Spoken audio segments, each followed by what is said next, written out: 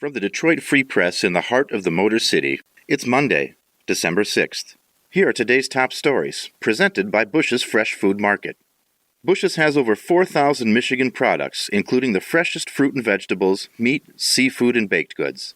Stop by one of Bush's 16 locations for the personal service you expect from your neighborhood grocer. I'm Bryce Ehrgood for the Detroit Free Press, and on Sunday I went to 3 Oxford area churches to hear their messages after a tragic shooting Tuesday caused the deaths of 4 high school students. At St. Joseph Catholic Church, Associate Pastor John Carlin wanted to give people comfort and assure them that God wants to be with them, even when they're walking through dark times like now. At Addison Township Community Church, Elder Doug Thompson wanted to share the truth with his congregation.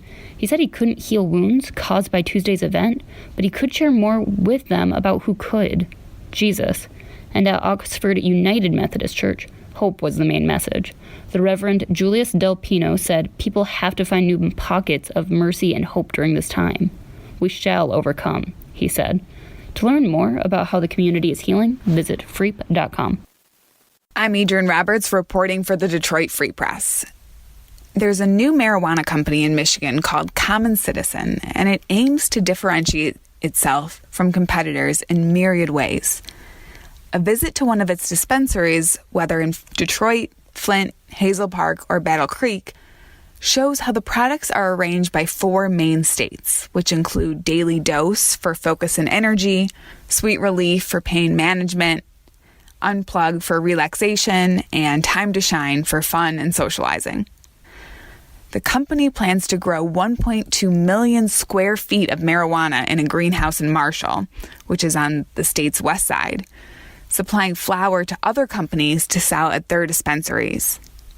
And Common Citizen aims to be the largest wholesale supplier of marijuana in Michigan, a goal their CEO said Common Citizen has almost reached. This is Brian McCollum, music writer with the Detroit Free Press. The Temptations have announced plans for an album the group views as a milestone release. Titled Temptations 60, the new record will be out January 28th as part of the Motown Group's ongoing 60th anniversary celebration. Otis Williams, the lone surviving original member of the Detroit-bred group, served as executive producer for the project. The album covers various musical bases from the Temps' career: love songs, socially conscious music, jazzy stuff, funky stuff.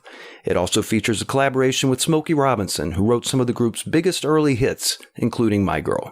Temptation 60 was recorded this spring in Los Angeles, and Williams tells the Free Press he wanted to make a record that paid homage to the group's past and present. The album closes with a new recording of the 1960 song Come On, the first release by Williams and his pre-Temptations group, The Distance. As part of the anniversary festivities, Universal Music is releasing a 3-part online video series about the Temptations, expected to premiere this month.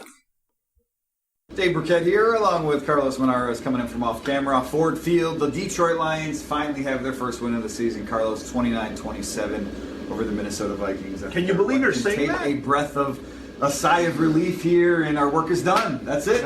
We're done. Season is out. Happy year.